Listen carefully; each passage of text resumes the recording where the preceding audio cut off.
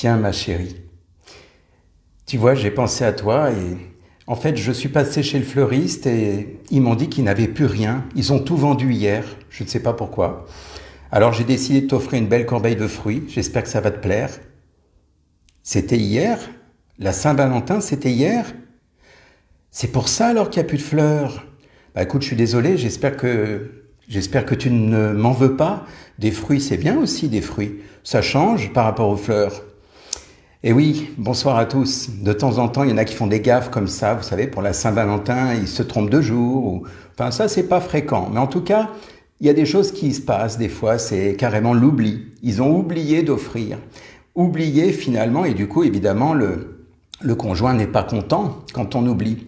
Imaginez, vous êtes là et vous dites, ben voilà, moi je me suis trompé. Alors oui, c'est normal. Si la Saint-Valentin c'était hier, ben c'est normal qu'il n'y avait plus de fleuristes.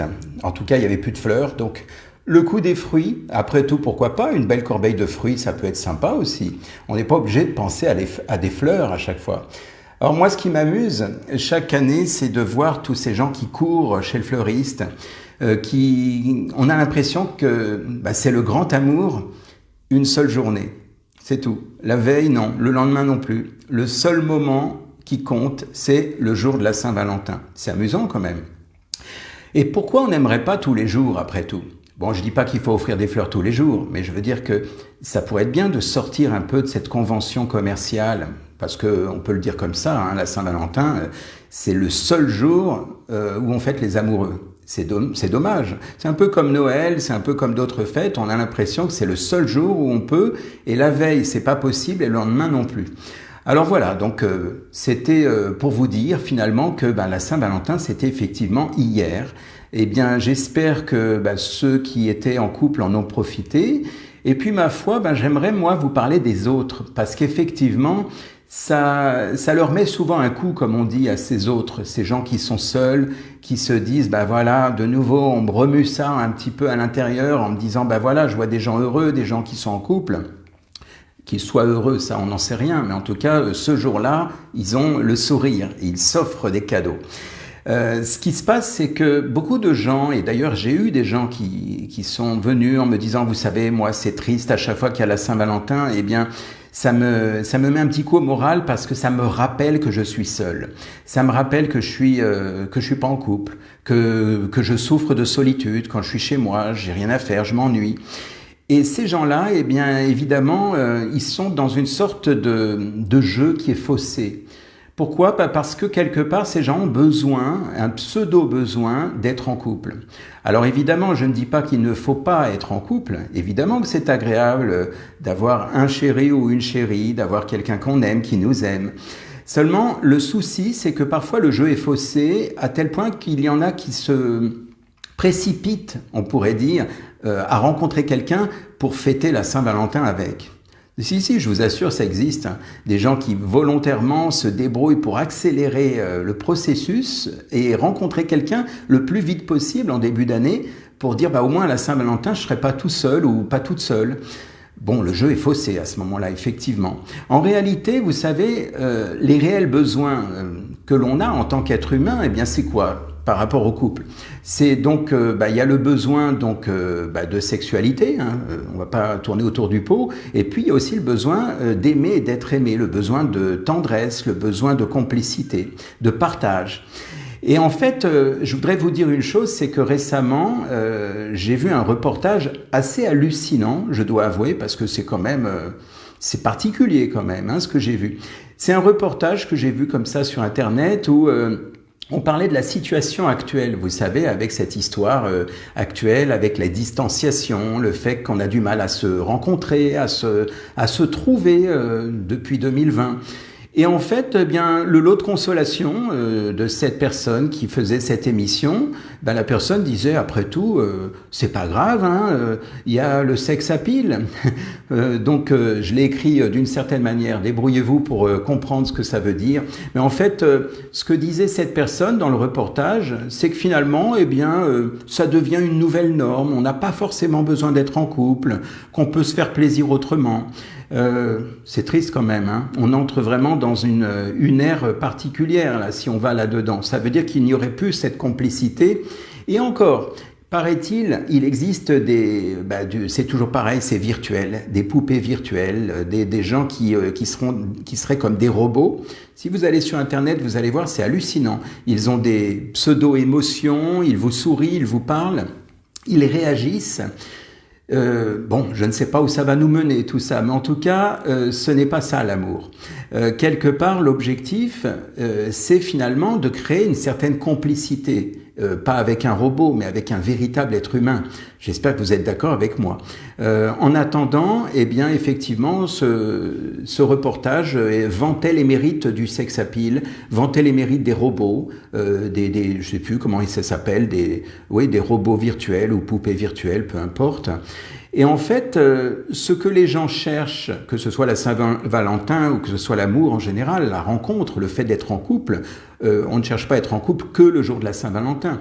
Eh bien, ce que cherchent les personnes qui sont, on va dire, dans cet état d'esprit, eh bien, au-delà donc de la simple sexualité, eh bien, ils cherchent aussi effectivement le rapport à l'autre, la tendresse, la complicité, le partage.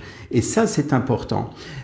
Alors évidemment, vous avez des gens qui vont mettre en premier, on va dire, la sexualité parce que quelque part, eh bien, ils ont ce besoin primaire, donc d'avoir avant tout la sexualité. Seulement, ce n'est pas tout. D'ailleurs, c'est là où on voit souvent à long terme, quand les couples malheureusement ne tiennent pas, eh bien, c'est que souvent ça tenait seulement avec la sexualité pour certains. Alors évidemment, oui, c'est bien. On peut se dire ah oui, mais c'est super. Là, au moins, on s'entend bien. Oui, seulement la vie n'est pas que la sexualité. C'est aussi la tendresse, le partage, enfin tout ce que j'ai dit. Et donc, c'est bien plus subtil que ça. Parce qu'effectivement, s'entendre sur le plan sexuel, c'est une chose, pourquoi pas, mais ce n'est pas ce qui crée un couple, ce n'est pas ce qui forge un couple. L'important, c'est qu'il y a ce qu'on appelle un ciment autour de tout ça, autour d'une relation. Et donc, c'est important de pouvoir, effectivement, bien sûr, prendre en compte ce paramètre, parce que ça fait partie donc des besoins primaires. Eh bien, au-delà de ça, cette notion de complicité, d'échange, de valeur, eh bien, tout ça, c'est essentiel. Si l'on veut qu'un couple tienne dans le temps, dans la durée, eh bien, il est important, effectivement, qu'il y ait à la fois, pourquoi pas, le plaisir de l'instant T, comme je l'appellerais, c'est-à-dire le plaisir de la chair, le plaisir sexuel, mais qu'il n'y ait pas que ça. Parce que sinon, la rencontre peut être faussée.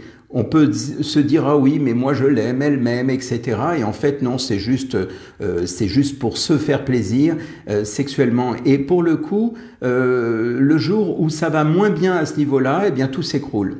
Alors que si le couple est vraiment solide, parce qu'il y a du ciment, comme je disais tout à l'heure, le vrai ciment, c'est pas la sexualité, le vrai ciment, c'est l'amour, c'est la complicité, c'est le partage, c'est tout ce qui enrichit finalement, tout ce qui crée effectivement ce lien solide dans la relation à deux. Hein, donc c'est-à-dire, s'il y a ça, eh bien, il y a beaucoup plus de chances que ça perdure dans le temps. Si en revanche le couple fonctionne uniquement par rapport à la sexualité, par rapport à du plaisir immédiat, oui, effectivement, il y a des réconciliations sur l'oreiller après une dispute, c'est vrai. Seulement à terme, ça n'a plus la même saveur. À un moment donné, ça n'est plus la même chose. Donc, cette notion dont je parlais de sex appeal, bon, ça c'est plus par rapport à ce que je disais sur le reportage et les gens qui sont en solitaire, mais je veux dire par là que il est important quand vous êtes dans une relation de prendre conscience que relation ça vient de relier, c'est un peu comme religion qui veut dire relier aussi, c'est pas le même contexte, mais l'idée c'est d'arriver à créer vraiment un rapport à tous les niveaux, pas qu'un rapport sexuel, un rapport de complicité, un rapport d'harmonie. Il est important de prendre conscience que beaucoup de personnes cherchent à se mettre en couple pour être heureux, pour obtenir quelque chose, pour se dire voilà, je souffre de solitude, donc j'ai besoin de rencontrer parce que je veux combler ma solitude. Là, il y a un risque important à long terme, c'est le risque de créer une dépendance affective, le risque finalement de dépendre de l'autre, de remettre en fait les clés du bonheur à l'autre en disant c'est seulement quand j'aurai rencontré quelqu'un que je pourrai dire que je suis heureux ou heureuse. Ce n'est pas ça l'amour. L'amour, je viens de le dire, c'est dans le partage. Et si je partage, ça sous-entend que moi, j'ai déjà en moi. Je ne peux pas prendre uniquement à l'autre et dire, ben voilà, je veux qu'il ou elle me donne de l'amour ou de la reconnaissance ou je ne sais pas quoi. Non, c'est-à-dire que l'autre, évidemment, va vous donner parce qu'on ne peut donner que ce qu'on a. Et même chose pour vous, c'est-à-dire que si vous voulez donner à l'autre, vous devez avoir. Si vous n'avez pas, vous ne pourrez pas partager, vous ne pourrez pas donner et vous allez vous transformer en mendiant. En mendiant, de sorte que quelque part, vous allez réclamer l'amour de l'autre, vous allez faire la tête si l'autre ne pense pas à vous, vous allez faire la tête s'il y a un manque de reconnaissance et donc du coup, vous allez souffrir. Donc, je reviens à la Saint-Valentin. Effectivement, il y a des couples qui existent. D'apparence, ils ont l'air épanouis, heureux. Il y a des gens qui disent « Ah, je les envie, j'aimerais bien, moi aussi, qu'on m'offre des fleurs, ou ci ou ça. » Seulement, vous ne savez pas, vous, qu'est-ce qui se passe la veille ou qu'est-ce qui se passe le lendemain. Aujourd'hui, peut-être, nous sommes le lendemain, il y a peut-être certaines personnes qui sont reparties comme à l'époque, comme avant-guerre, comme on dit. C'est-à-dire qu'hier, c'était tout beau, c'était magique, et aujourd'hui, eh bien, c'est déjà retour à la routine. Donc voilà, en fait, l'idée, c'est de penser pas uniquement le jour J, le jour de la Saint-Valentin, d'être en couple, mais c'est de penser que tout au long de l'année, vous pouvez être en couple et tout au long de l'année, vous pourriez, entre guillemets, fêter la Saint-Valentin. Donc ça, c'est important. Donc comme je disais, la sexualité seule ne suffit pas. L'important, c'est qu'il y ait cette complicité, qu'il y ait quelque chose qui fait que, comme je disais, le ciment du couple puisse vraiment prendre forme. Et donc le ciment du couple n'est pas que dans la sexualité, comme je viens de le dire. Donc c'est très important, et donc je finirai par là parce que je ne cherche pas à faire long ce soir. L'idée, c'est que pour qu'un couple soit authentique, il y a cette notion de donner-recevoir dont je viens de parler. Et comme je disais, pour donner, il faut se donner. Et très souvent, malheureusement, les gens se sont oubliés. Ils attendent, ils cherchent chez l'autre que l'autre puisse lui donner, en fait. C'est-à-dire, je veux rencontrer quelqu'un pour qu'il ou elle me donne de l'amour, de l'affection, de la reconnaissance. J'ai besoin de ça. Oui, seulement si vous ne vous le donnez pas à vous, eh bien, le jeu va être faussé dès le départ. Vous allez devenir, comme je disais, un mendiant. Il y a une chanson comme ça, mendiant de l'amour. Voilà, donc en fait c'est ça l'idée, c'est d'arriver à ce que vous puissiez vous donner à vous-même. Vous cherchez l'amour, alors donnez-vous de l'amour. Vous avez besoin de vous donner à vous-même, de vous respecter et de vous offrir ce que vous aimeriez que l'on vous offre. Voilà ce que je voulais dire. Donc quelque part... ça tombe sous le sens pour certains. Il y en a qui se disent, bah oui, c'est évident tout ça. Oui, seulement il est important de se rappeler que la première rencontre, elle n'est pas avec votre partenaire. La première rencontre, elle est avec vous-même. C'est-à-dire que quelque part, quand vous allez créer une relation avec quelqu'un, j'ai déjà évoqué ça dans un direct, une fois, je me souviens, c'est que 1 plus 1, ça ne fait pas 2, ça fait, 1 plus 1, ça fait 3. C'est-à-dire que vous êtes unique, vous êtes entier ou entière, vous rencontrez quelqu'un qui est censé être entier ou entière, donc quelque part, chacun est comblé de façon individuelle, et les deux, quand ils se réunissent pour faire un couple, le couple crée une entité qui est le 3. Voilà, c'est ça que je voulais partager avec vous parce qu'il y a encore aujourd'hui trop de personnes qui souffrent d'être seules et qui espèrent rencontrer l'âme sœur dans le but d'être un jour peut-être heureux. Voilà, et ça c'est dangereux. C'est dangereux parce que c'est là où on va créer justement une dépendance affective. Une dépendance affective parce que quelque part, moi seul, je suis pas bien, je m'ennuie, j'ai besoin de rencontrer quelqu'un. Et le jour où j'ai rencontré ce quelqu'un, eh bien, je suis accro à ce quelqu'un. Ça devient comme une drogue. J'ai besoin que la personne m'appelle tout le temps, j'ai besoin qu'elle me dise qu'elle m'aime, j'ai besoin de câlins. Pourquoi ? Parce que je suis en manque. Et donc, dans ce cas, je deviens, comme je disais tout à l'heure, un mendiant. Donc, c'est important, pour que la relation dure dans le temps, que vous ne soyez pas dépendant de votre partenaire. Donc, c'est important de pouvoir vraiment faire une introspection et de ne pas vous jeter tout de suite, sur le premier ou la première venue, en disant « si, comme ça, au moins je serai en couple. Voilà, parce que je vous dis, c'est déjà arrivé, hein, surtout à l'approche. Bon, maintenant on est au lendemain, mais à l'approche de la Saint-Valentin, ça arrive régulièrement que des gens me disent oui, entre Noël et le jour de l'an, ou peut-être au courant du mois de janvier, ils se précipitent à se mettre en couple, ils font tenir le couple pour que ça dure jusqu'au 14 février quand même. C'est assez hallucinant, hein. Quand on y pense, c'est un peu tordu. C'est à la limite, c'est tant pis après, on verra, mais au moins le 14 février, que je le passe pas tout seul ou toute seule. Ça, c'est un petit peu, j'allais presque dire, c'est abusé. C'est un manque de respect vis-à-vis de l'autre personne. C'est un peu comme pour dire, bah voilà, tu comprends, j'aime pas être seul à la Saint-Valentin, alors je vais me garder au chaud la personne avec qui je suis, au moins jusqu'à cette date. Mais je vous assure, hein, on pourrait en rire, mais ça existe. J'ai déjà vu des personnes qui sont venues me voir avec ça, avec ce genre de choses, qui m'ont déposé ça ici dans la séance. Alors évidemment, ça reste entre nous quand la personne me le dit, mais en attendant, je trouve que c'est audacieux. Voilà, enfin, ça c'est ma façon de voir les choses, hein. Je ne sais pas ce que vous en pensez, mais voilà. Donc, rappelez-vous d'une chose, c'est que vous êtes ce que vous cherchez. Si vous cherchez la tendresse, l'amour, la complicité, si vous cherchez la reconnaissance, si vous cherchez le respect, vous l'avez en vous, donc vous devez d'abord passer par vous, vous devez d'abord vous le donner. J'allais presque dire que c'est de l'égoïsme positif. Hein, c'est pas en réalité de l'égoïsme, mais c'est fait exprès. Quand je vous dis ça, c'est je pense d'abord à moi et comme je me donne, alors je vais avoir, parce que c'est la même vibration. Je me donne l'énergie de l'amour, je me donne l'énergie du respect, j'aime tout ce que je vis, tout ce que je fais, eh bien je vais émaner cette énergie et elle va être reconnue par l'autre. Que si je suis en manque, l'autre va reconnaître mon manque, inconsciemment, évidemment, parce que le jour de la rencontre, ça peut matcher, comme on dit.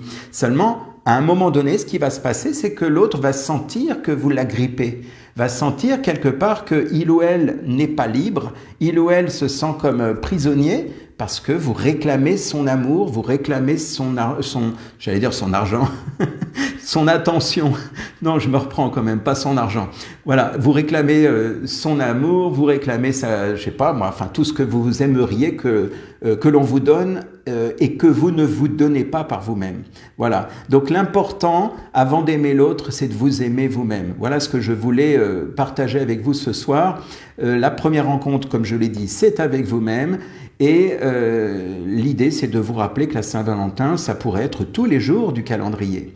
C'est beau finalement de se rendre compte que vous n'avez pas une année entière à attendre pour la prochaine Saint-Valentin. C'est chouette, non? Voilà, et bien sur ce, eh bien, si vous êtes en couple, eh bien tant mieux, profitez-en, mais attention, ça veut rien dire, parce que vous avez des gens qui sont en couple et qui sont malheureux, et vous avez des gens qui sont seuls et qui sont heureux. Alors, bonne soirée à tous, et puis n'hésitez pas à partager cette information, et pourquoi pas à m'écrire ici si vous avez des commentaires ou des informations que vous voulez partager, si vous voulez faire profiter aux uns aux autres, surtout ceux qui souffrent de solitude et qui se disaient « oui, je cherche mon idéal voilà. Alors voilà, donc je pense que vous avez mieux compris pourquoi j'ai titré « âme sœur » ou « sex appeal ». Voilà. Bonne soirée à tous et à bientôt.